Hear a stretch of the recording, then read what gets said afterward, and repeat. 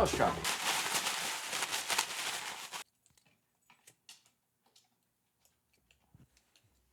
Sure. Absolutely. Yeah. We can always talk about hunting, but first.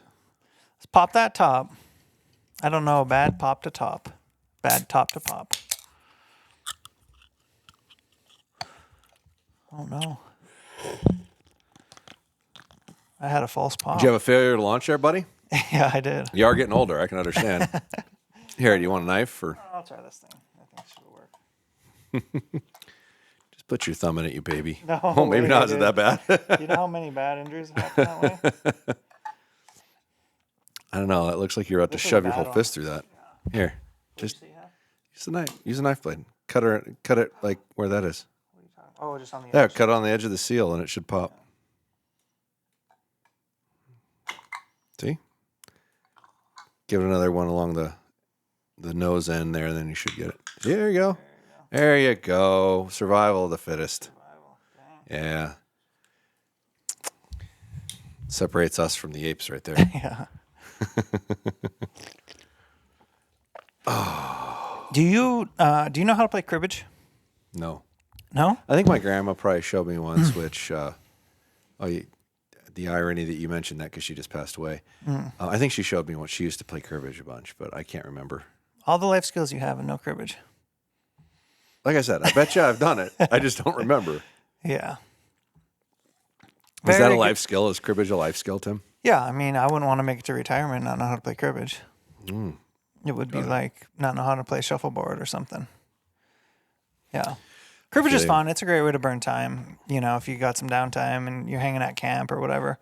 It's got good strategy. It's not overly complex. But yeah, it's a fun game. It's a good game. Cards, what kind of cards do you know how to play? Oh, lots. Let's see. Like most of your standard stuff, Most poker, standard whatever. stuff, poker, blackjack, gin, rummy. I don't know how to play rummy or gin. Trying to remember what I learned one last time I played cards with my grandma. Actually, I think we were playing. Was cards like one of her love languages? Yeah, she was big into cards. Yeah. I'm trying to remember what it was called, but it was kind of like asshole or bullshit or something like that, or one of those. Bullshit's definitely one. Where you're but I think this is the other. But yeah, you're constantly progressing the bet against each other until somebody calls the other person on what they're lying about or not. Yeah. But yeah, it's obviously solitaire. Know how to play solitaire. So Solitaire, Go Fish. we have a Crazy family Eights. game. We have a family game. Spoons. Yeah, and I'm trying. God, I don't know why my brain's just come back to it for a minute here. My I think I brain's remember you losing guys itself. talking about it. Yeah, Didn't you play it at Nerds. Yeah, I don't know why I didn't remember that, but yeah, it's horrifically competitive, like bad. And both of my daughters are like their papa when it comes to competitive. Like, will overtake our entire family. Yeah, everybody around in a very aggressive fashion. Yeah. But that's a game of speed and aggression, which I do enjoy. I get worked up for. I don't know how to play that one. I hadn't played my sister in like forever, and she was throwing all kinds of shade.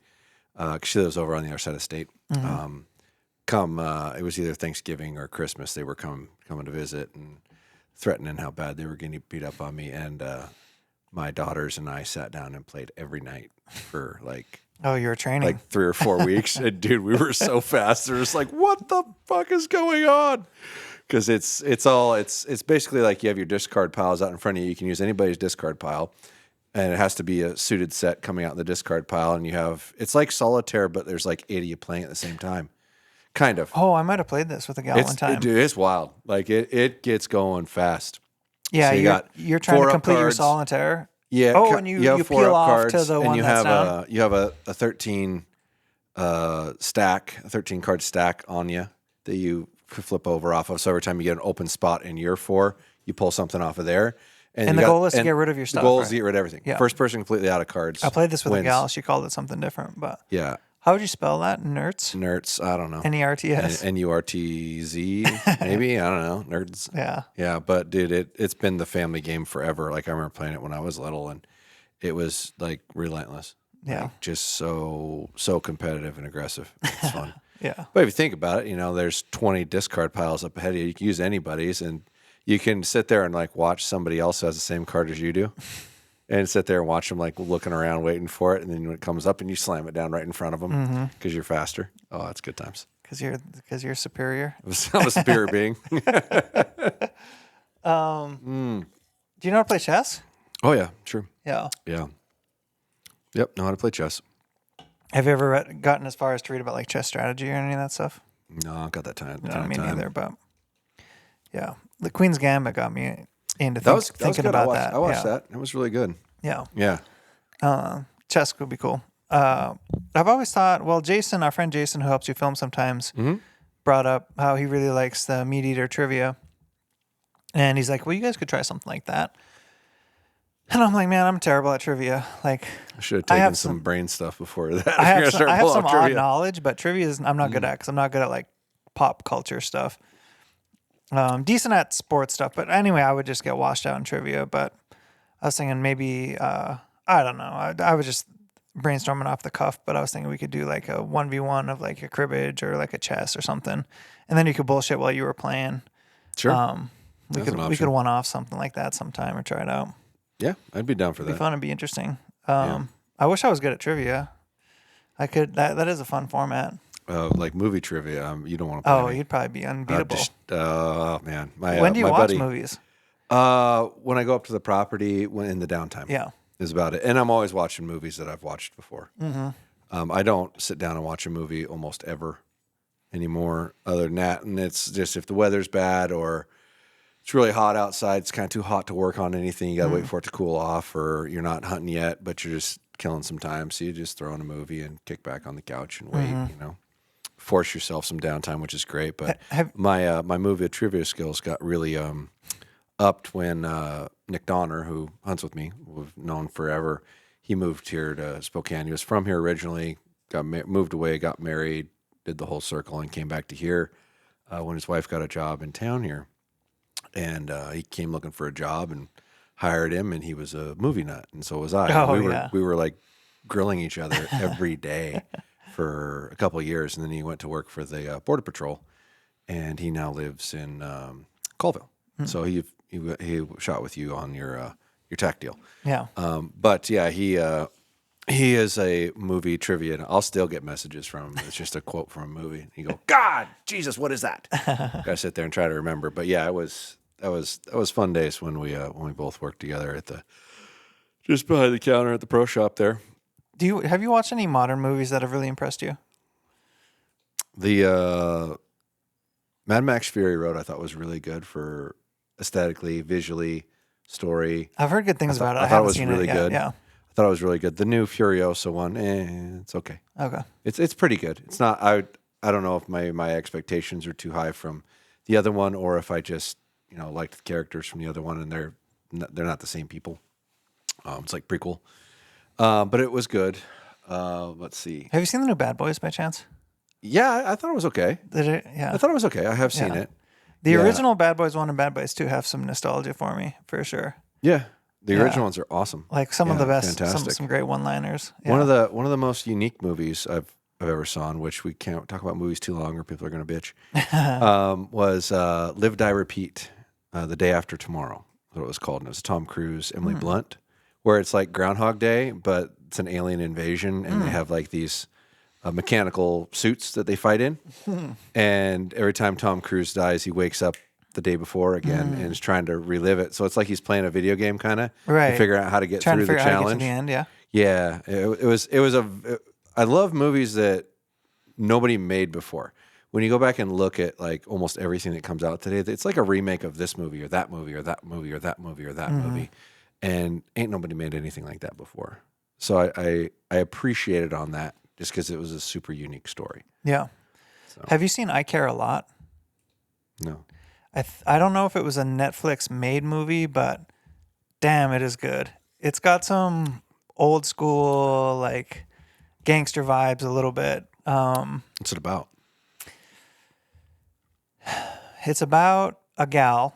This story is great. It's insane. It's about a gal who's like she becomes like a business tycoon of sorts, but she takes over retirement homes and kind of like strips them out for cash, basically, and like controls the people and kind of siphons money from the families. And anyway, there ends up being like a family that's disgruntled with her, and I don't know. It's just like, it's kind of a long, wild story, but it's really well filmed. And it reminds me of like some 80s and 90s like gangster movies. And yeah, it's like a modern movie that I thought was really impressive. Interesting. Yeah, I care a lot. I think it should still be on Netflix, but you should definitely watch it. I think you'd appreciate it, knowing the movies you like. I'd probably have to watch it over like 4 days. Yeah. Because anymore, I've got like 20 to 30 minutes a day. Yeah. Maybe. Somewhere in there. And 9 times out of 10, it's like I turn it on while I'm stretching. Yeah. But by the time I'm done stretching, I climb into bed and it's just like... Who's the short guy with like the deep voice? Who's like, he's in Game of Thrones, I think. He's become like modernly famous. He's like Peter Dinklage? Yeah, Peter Dinklage is in I Care a Lot. Oh, okay. He's like ends up being one of the villain types in it. But yeah, it's cool. It's a good cast. Interesting. Yeah. Yeah, one of these days. Yeah. I'll put it on the list. That is the crappy thing about like the property. I don't have power, right? So it's Good very and limited. bad though. It probably feels good. It is good. Yeah. But you have to conserve your energy consumption. So I need like a disc or something because it burns less power to actually watch it. So, Yeah. But I did hook up my these battery banks and solar panels, and it does appear that as long as it's sunny, I can charge one while the other one's being used, and I'll never. So you're getting like a net positive? I'll be a net positive. Yeah. And I haven't tried it yet, but it looks like I can actually draw off of it while it's charging. If that's the case, I can buy another solar panel and leave them both hooked up all the time, and it'll never die. Yeah. Won't matter, which is cool. Unless I'm pulling like AC or something, but yeah, I wouldn't do that. Well, tell me an interesting hunting story. Interesting hunting story. Yeah. As far back in the archives as you want to go. Oh my gosh. Well, for the longest time hunting with my dad, everything was always like he was in charge.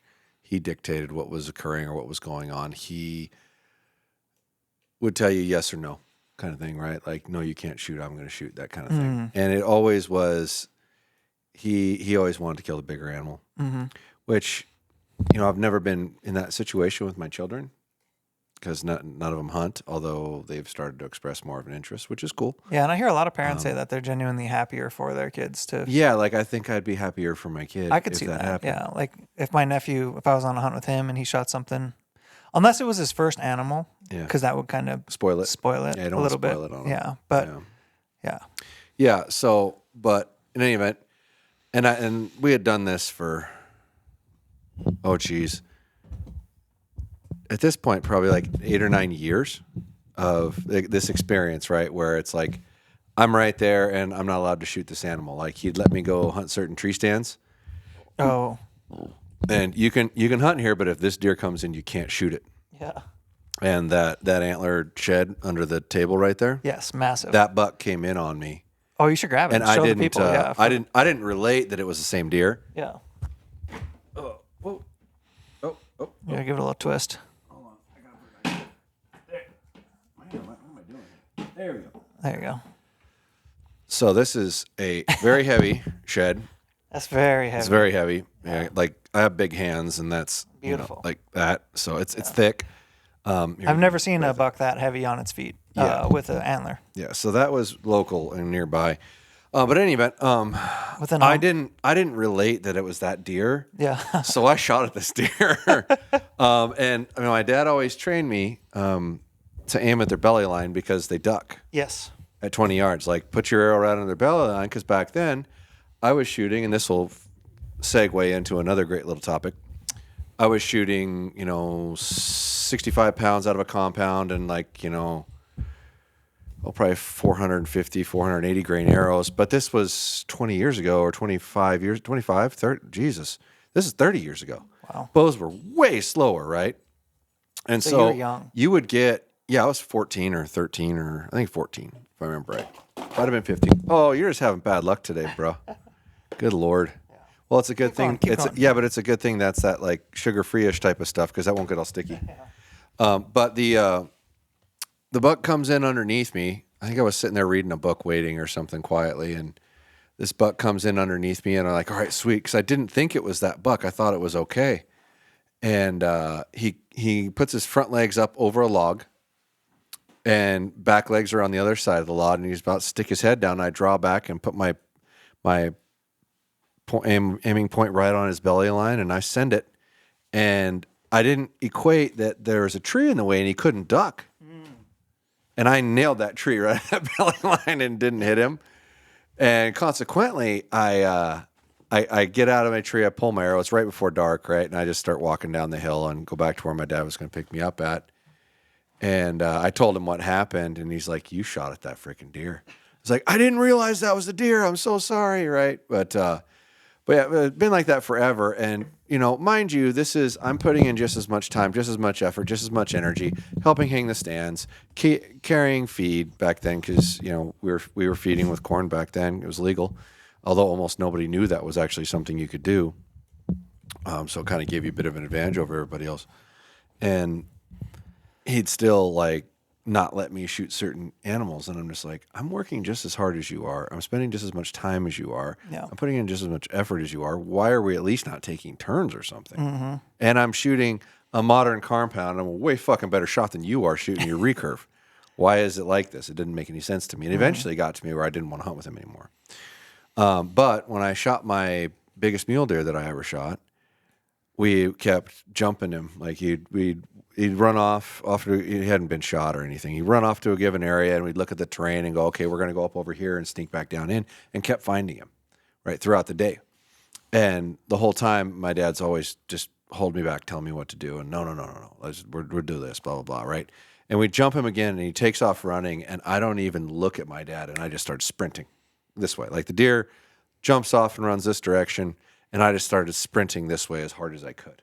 Because I knew their travel corridors. You were paralleling, or no, he was running. He was running away from me, and I was taking like a 30-degree angle this direction, because I knew he could only go this way or that way to follow the typical travel corridors that we'd seen him go through. Right, so I'm like, well, he's going this way because we've been following him this direction the whole time, and he keeps going this way. But the direction he took off running was not that way. So I just sprint. I didn't even ask. I didn't say nothing. I was like, I'm out of here, and ran. And I was a good 100 yards ahead of my dad to 150 yards ahead of my dad when I got up to the next draw, this little crevasse thing that I went, he's coming right through here. I guarantee he's coming right through here. And I got there, and I'm looking around, I'm looking. And then I heard something behind me. I turn around, look, it's my dad, and he's trying to catch up to me, and he's dropping stuff. And crash underneath me. I ran right to where that deer ran. It was at my feet. And it ran up over to the other side of the crevasse, and just kind of cliffs, right? And it stops there, and I pull out my rangefinder, and I range him, stick it in my pocket, and I'm shooting pins back then, so I didn't have to move my sight. Started to draw back, and I drew back to full draw, and he lunged 3 more bounces away from me. And so I estimated how far he moved. And right as my dad got up to me, I shot and just slammed him. And he did a little circle in 15 feet, and I could see the blood from where we were standing all over the grass and whatnot, and he fell right there. And that was my killing my best deer because I ran away from my dad. He couldn't tell me no. And shortly after that, we really didn't ever hunt together again, which is a big regret I have, because I was trying to hunt with him again right before he died. But that I'll never forget that whole event and that whole sequence. And it was like me finally just saying, I'm not listening to you anymore. Yeah.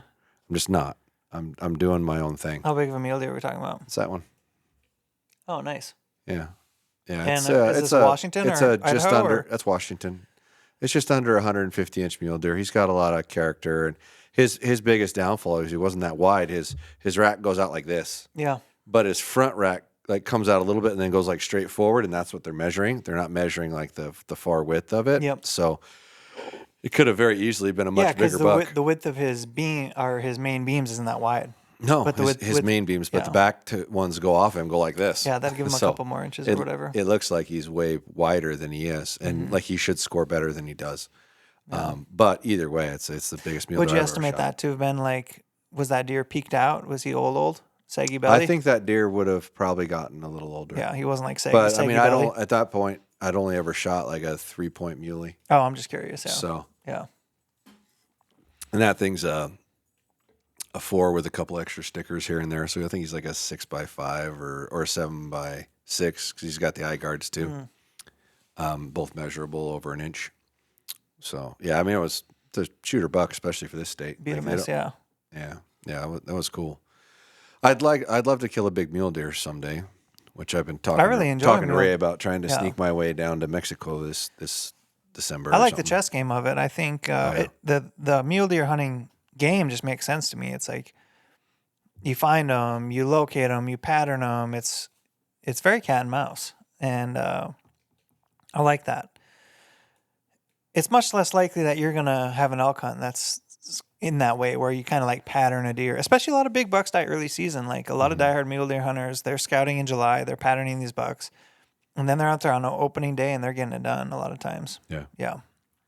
Mule deer is great. I really enjoy it, and they live in awesome places and spaces too. Yeah, they're a very enjoyable animal. I hunted scabland mule deer, like 5 years or 6 years. Yeah. Before I started elk hunting as my primary September activity. And I actually arrowed and lost a monster in the same area.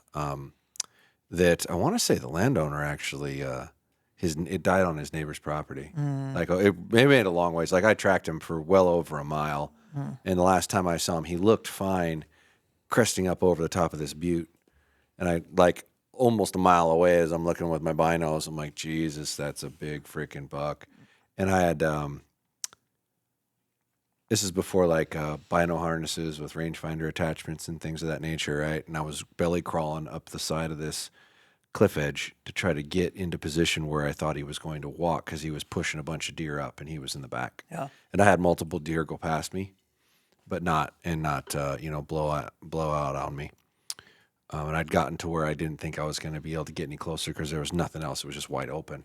And watching where his walking angle was, and I got pinned by another deer before I'd gotten to that point, and I laid down, face down, and just waited, and then picked my head up a little bit and looked, and eventually he didn't spook and got past me.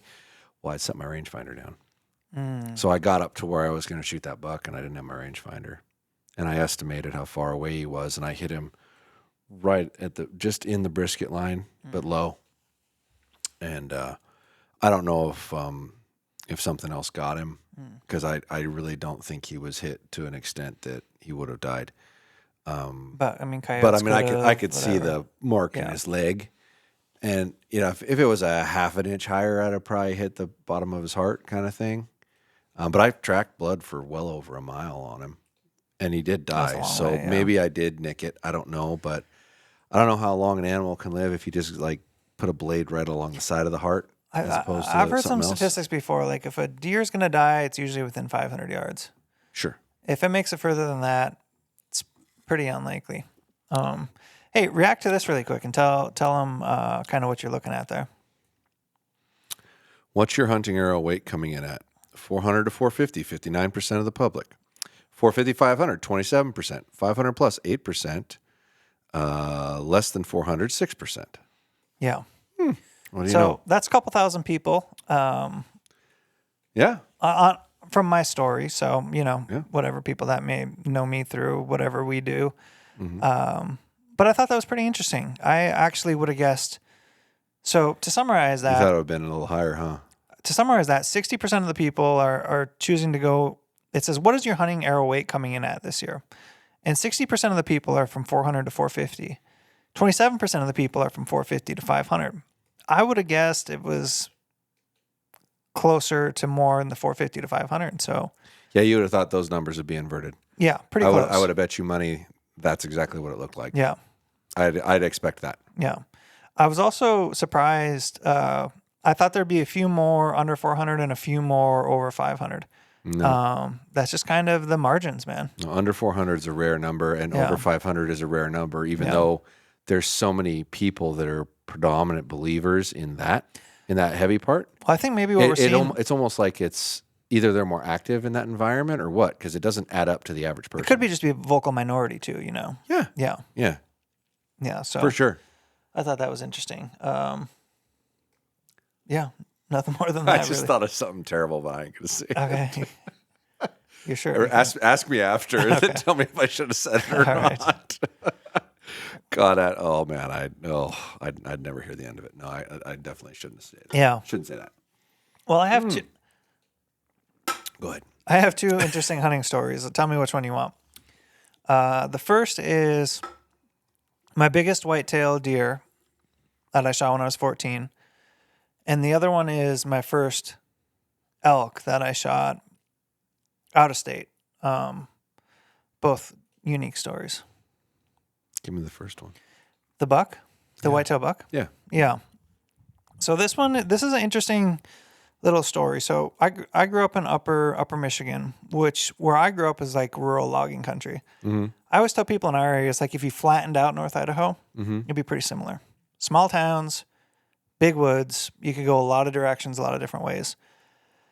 And my dad was a diehard believer that you should hunt deer not over bait. Gotcha. So he would typically, I would say you would call he would still hunt. He would hunt from ridges or where there was deer sign, and he wouldn't hunt over bait with a rifle. He would with a bow. So that was kind of like my mentorship. I learned from him, and definitely taught me a lot about finding deer sign, hunting around good sign, and what that looked like. And I kind of picked this one spot out on my own. I wanted to go hunt. It was behind our house, but it was further than we would typically hunt. It was basically like a big ravine. And I found some scrapes back there, and I just decided I would sit on this ridge and hunt this scrape line. Mm-hmm. So I can't remember if I fell asleep or not midday, but I think I did. And I woke up and I saw a deer feeding down the ridge. And it had horns on it, which to me meant I was going to shoot it. I was like 14 years old. Mm-hmm. Like as soon as you could hunt with a rifle, if it had horns, if it had horns, I would have shot it. Maybe not if it was like a small spike horn. And I got ready to shoot this deer, and I didn't get a shot off on it. But the way the deer wheeled out, I decided I would just follow it. Sure. There wasn't snow on the ground, but I was just going to follow where this deer had went. And I have to believe, as I think about this, I was hunting with my dad's 300 Weatherby mag. Okay. That didn't have a muzzle brake on it. Oh boy. And I don't know why I was hunting with that rifle, but I definitely was, which was way overkill. And just kind of a ridiculous round to be hunting, because likely the average deer shot in that area is like 30 yards. Okay. Yeah, so you could hunt with whatever you wanted. Right. For the most part. Seems like a lot of gun for 30 yards. Yeah, still. A lot of gun for 30 yards, especially not having a muzzle brake, because muzzle brakes weren't popular at that time. But anyway, I was just walking where this deer was, and I was kind of not still hunting necessarily. I was kind of trying to gain ground. Mm-hmm. And I looked up, and I saw the biggest deer I've ever seen, still to this day, bedded down looking at me. And all I could see at this point was his neck and his face. And it was huge. It was massive. Right. And I was like, this has to be a buck. But I couldn't see the horns, maybe because they were behind something, or maybe I just hadn't silhouetted them at that point. Mm-hmm. And then I saw he had antlers.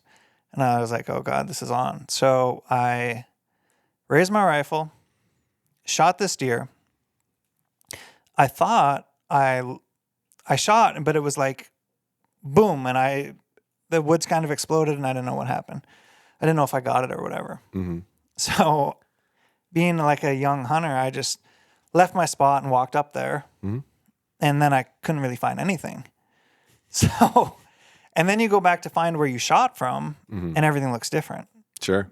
Because your perspective has changed. I mean, the woods is the woods. So. Welcome to the experience of trying to find something after you shot it. Exactly. So that said, when you shoot something, it's always good to leave something where you shot, so you can come back to that point. Onyx pin. Yeah, where you shot. Onyx pin where you think you hit. Yeah, a ribbon. Take a photo on your phone. Yeah, take a photo on your phone. Do all that stuff. Always carried pink flag into my pack. Take a minute to assess the situation and be there. But anyway, I circle back and comedy of errors, and then I walk up and I see this deer laid over.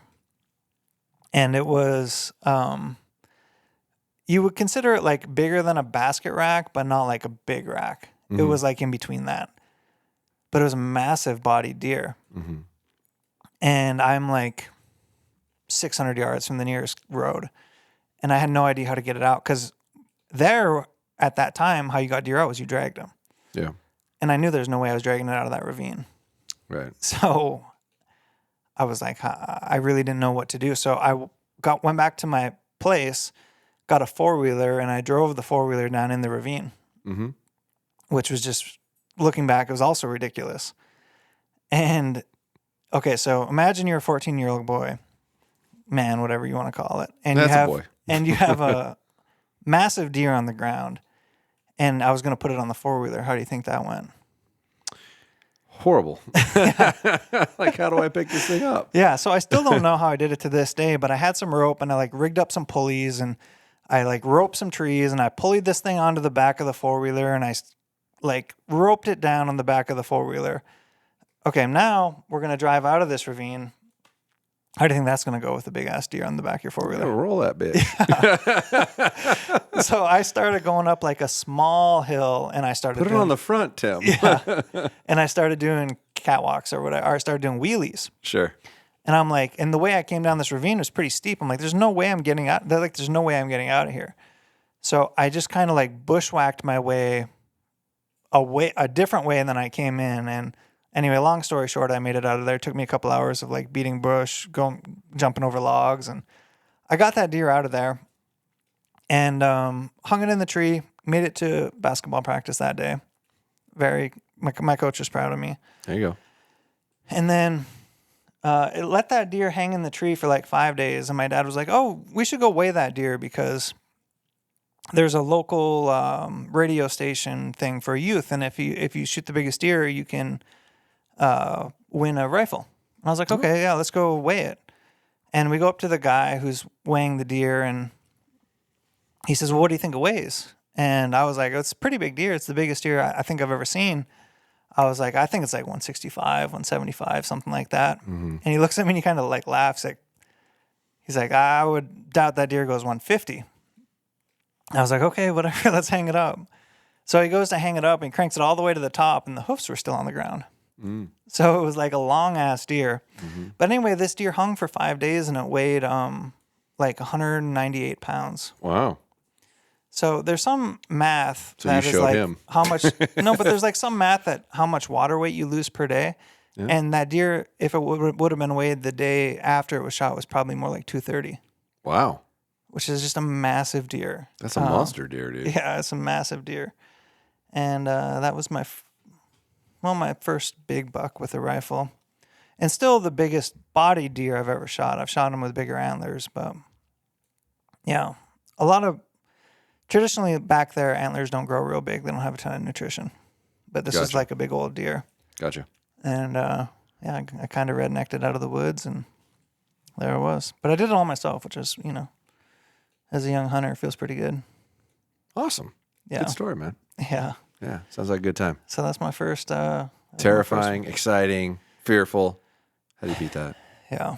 Yeah. But to my dad's credit, he was always a great dad, and he always let me have freedom.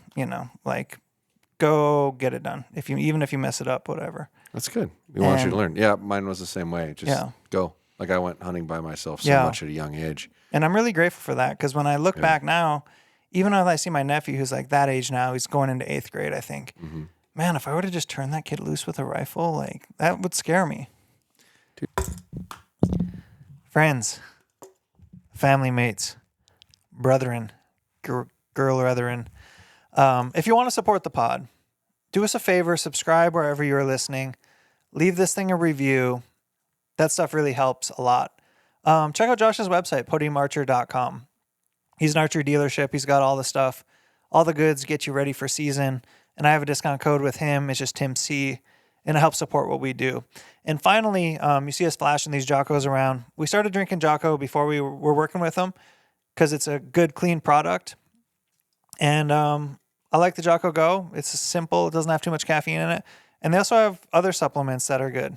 So discount code Josh and Tim. if you ever have a question about any of this stuff, all of the discounts and all that stuff will always be linked right down below in our descriptions, and we'll get right back to the pod.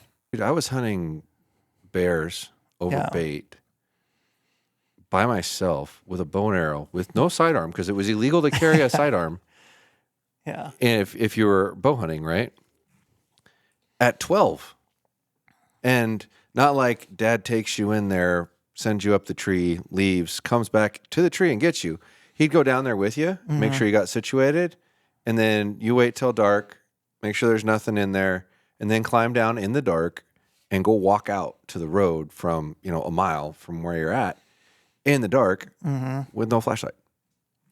At 12. Yeah. Like, I couldn't fathom doing that to my kids when they were that age. But I'm not afraid of it. Like, dude, I rarely turn a flashlight on in the dark when I'm out in the woods. And looking back, you're probably grateful for it. I am. Like, I totally don't need it. Like, I'm not afraid of it. I don't, freak out at the noises that you hear and whatnot. And you just walk and don't worry about it. Yeah. And if you allow yourself, your eyes will adjust and you can be able to do it and not need a flashlight. Well, and I think kids, too, are generally so much more capable than we give them credit for if you allow them to be with some good constraints. Like, go let them mess up, but don't let them mess up in a way where it's going to affect the rest of their life kind of thing. Well, yeah, if you have to let your kids fail. Yeah. You have really to. And honestly, that's where we really struggle as a society is parents won't let them. They don't want to have to deal with the kid being sad or crying or hurt or it's not fair, la la la, whatever that is. Like, you gotta let them struggle through that. You have to. You can't coddle them.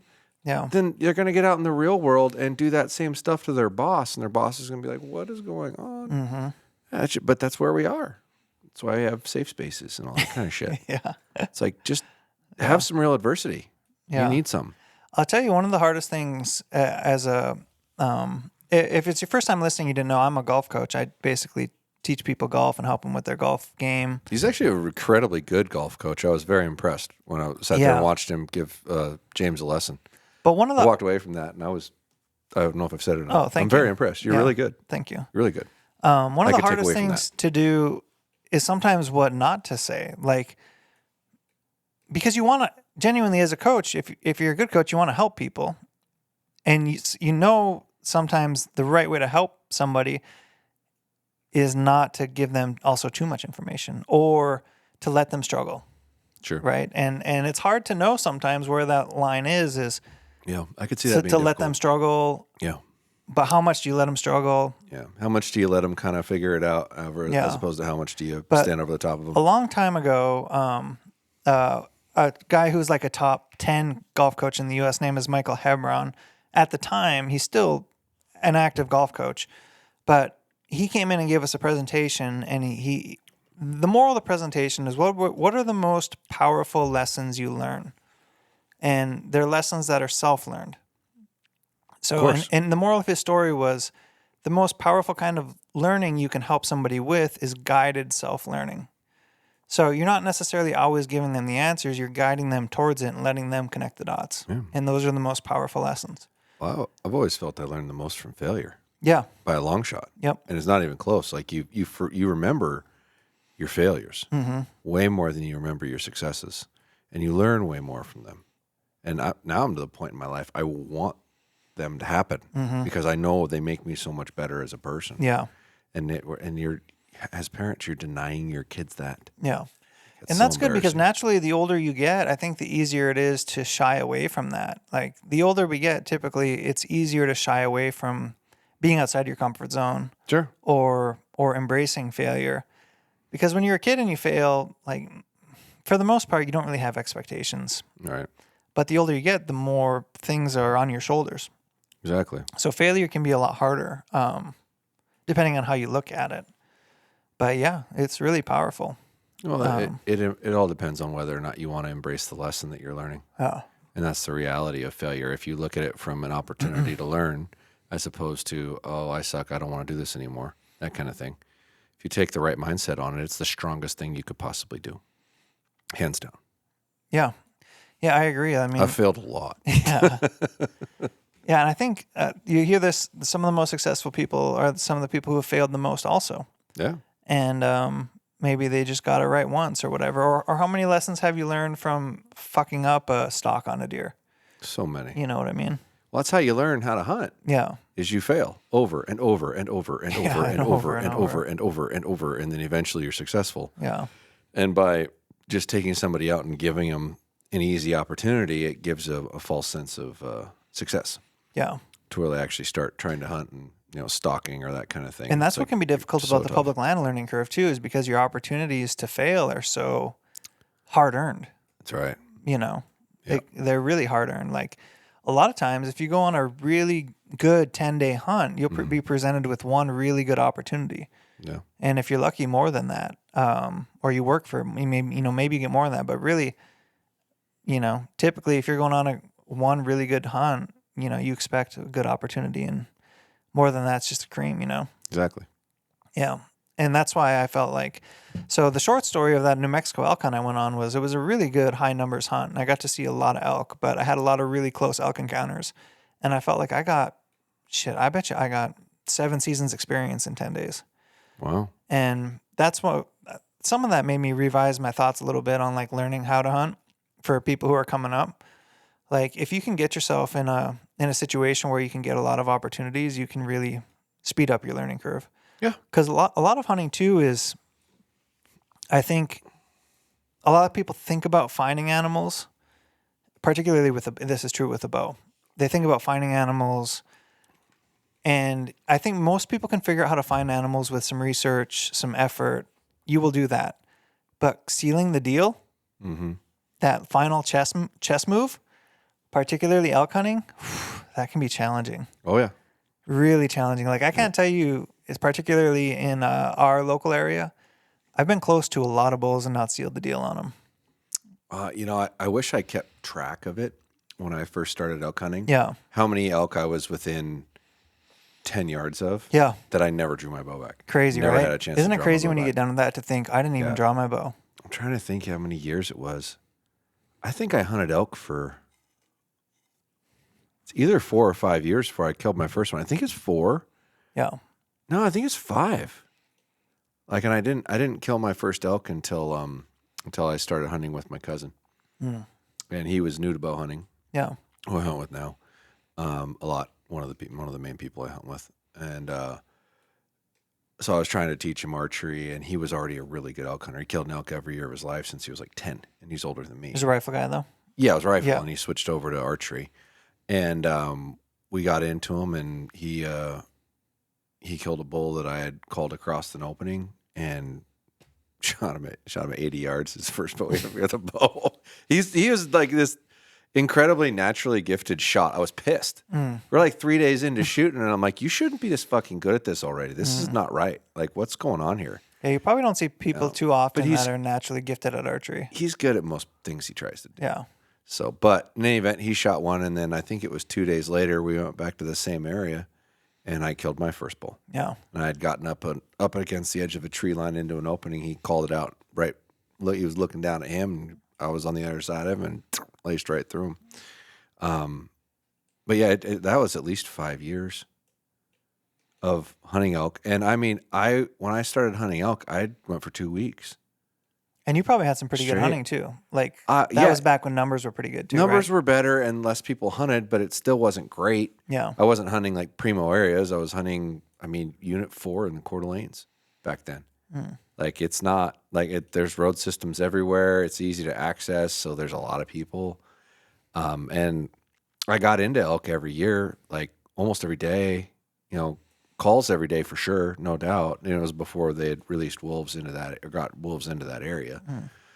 But yeah, got into elk like damn near every day. Definitely had calling every day, period. And just never managed to get the positioning right, because it's amazing how much that has to do with it. It's not that hard, or at least it didn't used to be that hard to get an elk to respond.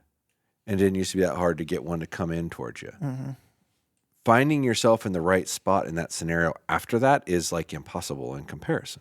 That's what you're learning so frequently. And it's just, and it's like you can't learn it, you have to go out there and do it over and over and over until you start to pick up on your terrain, your surroundings, and go, yeah, they're going to come through over and here. You can kind of start to predict that movement. You can predict it intercept better. it, and yeah.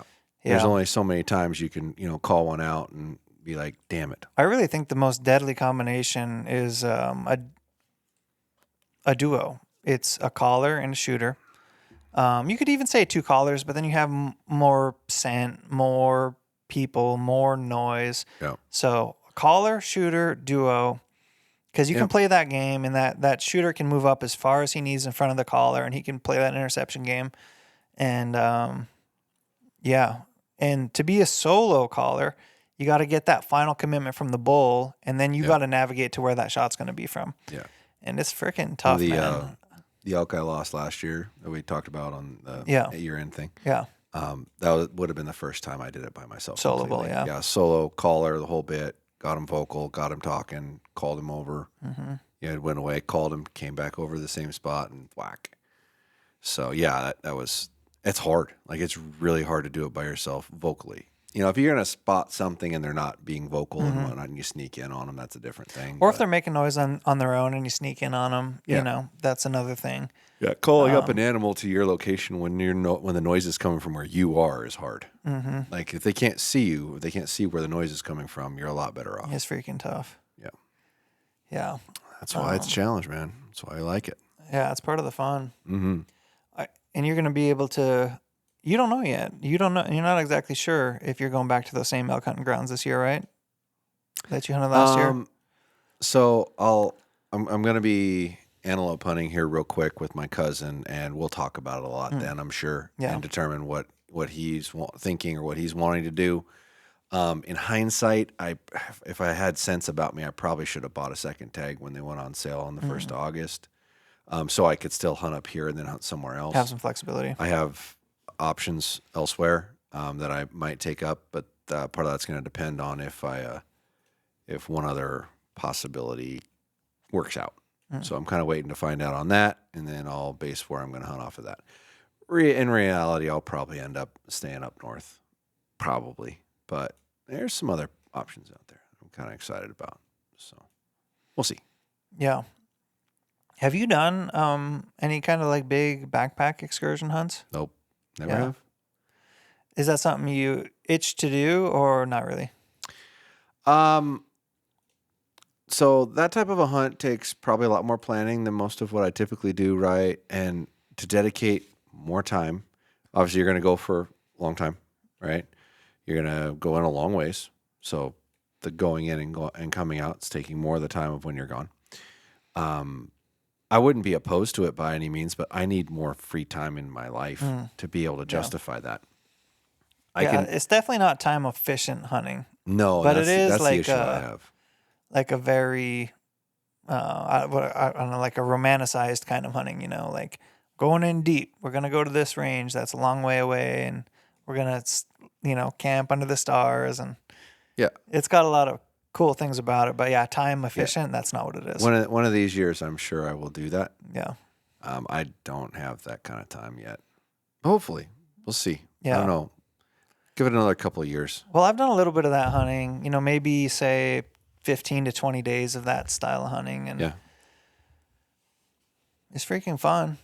It's cool. Yeah. It's fun to pick up your camp and not know where you're sleeping. But if I look at it a little differently now, if I'm just out to really fill a tag, I don't have unlimited time, so it's harder to do that. But if I existed in a perfect world, I'd probably do one hunt like that every year, where I went out for 5 to 7 days or something on a kind of a deep send. Yeah, because it is something to be back there. Yeah, I always worried about, but how do you get it out? Yeah. That's why you got guys like, Dan that work out all the time to call your thick leg short friend Dan. Hey, you want to help me packing out? And it does help. I still got a tag. I'm hunting. Yeah. The other morning, Drew and I typically will go for a Sunday morning run, and he was talking about packing elk out and the efficient way to do it. And he's always packed the bones out. And a lot of times he's been solo, and I'm like, dude, no way you could justify packing the bones out solo. And he's like, I know, I just kind of always done it out of habit. And I'm like, How much do you think he's carrying out in elk bones? Yeah, half. But I mean, how many pounds of elk bones do you think it's 80? Probably. At least, right? Like Right. those rear quarters those bones are. Those are heavy bones. All I can remember is stripping all the meat off of a rear quarter and then going to chuck it over the hill, and I couldn't chuck it. I had to like drag it and dump it over a hill. I couldn't chuck a whole rear quarter bone myself. So I don't know what that weighs, but it was a lot. Why are you carrying that, Drew? Yeah, I don't know. That's just stupid. Yeah. Just debone it. Yeah. Plus, I don't know how well of a known fact this is, but you're not supposed to transport bones across state lines, period. Yeah. Like other than the head. Like you're not supposed to take bones, period. My butcher told me that. I didn't know that. Yeah. Like, yeah, you're not supposed to take bones across state lines. Yeah. Like, ooh, good to know. Yeah. It's a really good thing I deboned this animal.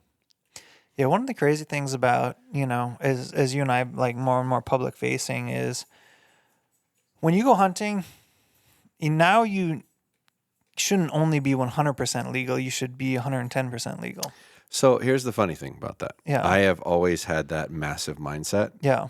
Because like you've always had a paranoia. Well, I've always been a public figure, not on YouTube. Yes. But community. I've been in the community as a public figure since I was a little kid. Yeah. And I remember distinctly, I think his name was Mike Mead, if I remember right. He owned an archery shop in the Tri-Cities. Mm-hmm. And he was hunting on the border of state with like the wrong tag or something. Yep. Like not having a tag for this state, but being in that state.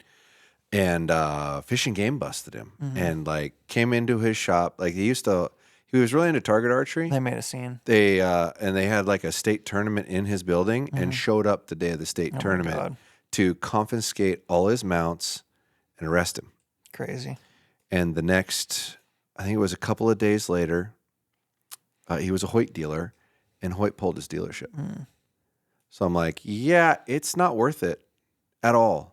Like, it's not worth any fudging of a line or pushing the limit just a little bit. Yeah. It's like, why? I don't want to lose my business. I don't want to lose my dealership because the brand that I was buying from don't want to be associated with someone who's been accused of poaching. Yeah. And at that point, only accused, right? Yeah, but dude, if they're going to confiscate all your stuff, like the list they had on him was pretty long. Yeah. They'd been following him for a long time. It didn't look good. Yeah. It didn't. And that's just the thing. It's like, it's not worth it. Yeah. That's good. And yeah, I've always been a little paranoid myself, and I've always, worked really hard. And it gets difficult when you talk about like Forest Service maps and all the things you can and can't do on roads. Yeah. And then you extrapolate that across multiple states and trying to know multiple states' regulations and stuff. Like it's hard. challenging. It's hard. But yeah, definitely like when I take to the field now, I'm like, I want everything to be so black and white to make sure I'm doing it right. And well, I've known on top of that, like I've known one. I don't want to bring them up to hurt anybody, but 2, 3, 4, 5. I've known 5 people that you would call a public figure that I've known personally, like from this area. That have been busted and lost their ability to hunt for a period of time.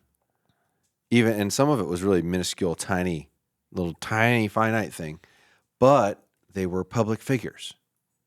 And whenever it's a public figure, they're going to try to throw the book at you because everybody's going to know, as opposed to, average guy who comes into the store and gets in trouble for something. Who's going to know that? He's going to lose his right to hunt, right? But it's not like every person in the entire environment's going to know that. He can just say, I want to take a hiatus from hunting for a while. I want to take a break. Or, I'm going to go up to a game ranch or something and live the good life, and not actually acknowledge what happened to him, right? That he got busted. But, I mean, like 5 that were public figures. And, in fact, I know very few people from this area that were what I would call a public figure in the hunting industry, not like people that actually were hunting and filming and whatnot. I know less of them that haven't been busted than have, right? So it's like, you better keep your nose clean. Like you have to keep your nose clean. For sure. Especially now, like they're making you pull permits for filming in the woods or something or are there? I heard something like that. Nah, I mean, there's some you could. I think there's been some scuttlebutt about different things in different size groups, but basically, a lot of it would depend on like the size of the crew you were going in with. Okay.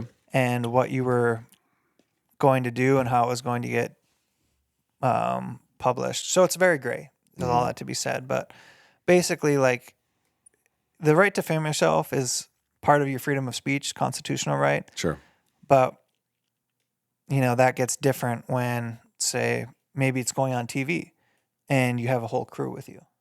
And then you're not only filming yourself, you're employing a bunch of people around you. And yeah, it can get a little muddy, but yeah, if you're just a person who's trying to film themselves hunting, I wouldn't concern any of that. Yeah.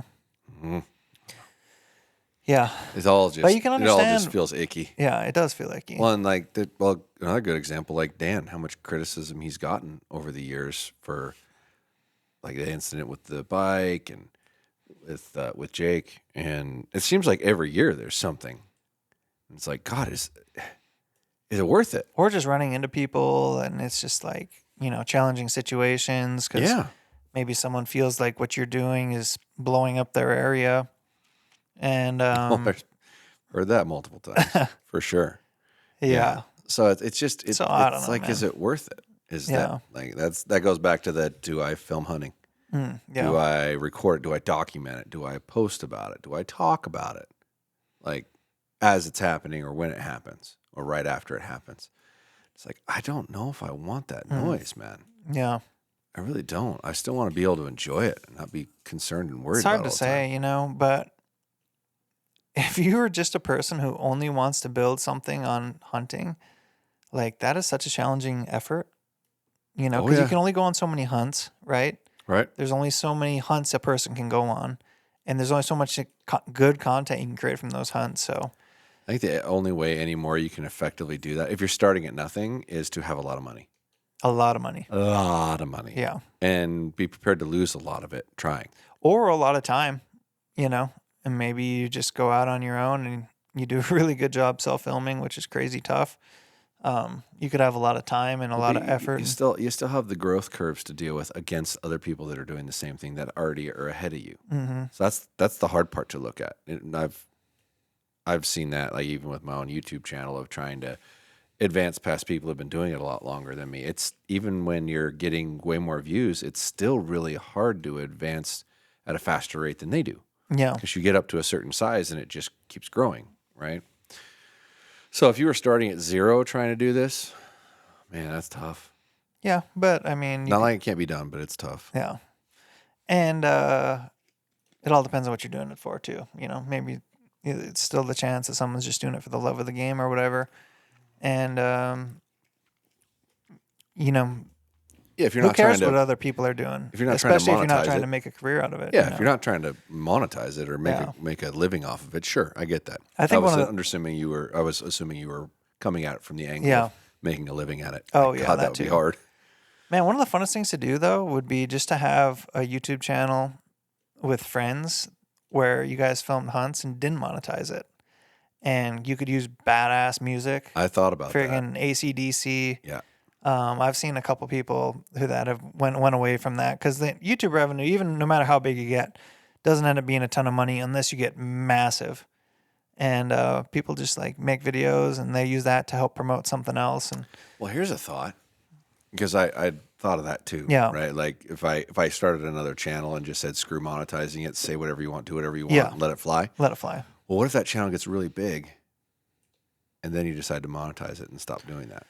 Well, you couldn't because you would be using copyrighted stuff, and that. Well, you'd have to stop using the copyrighted stuff, but you use that to grow, and then switch. But everyone that does that path, path, they don't do the other thing. They don't do that flop back. They keep going that path because it just helps them promote whatever the other thing is that they want to funnel people towards, whether that's their OnlyFans or whatever.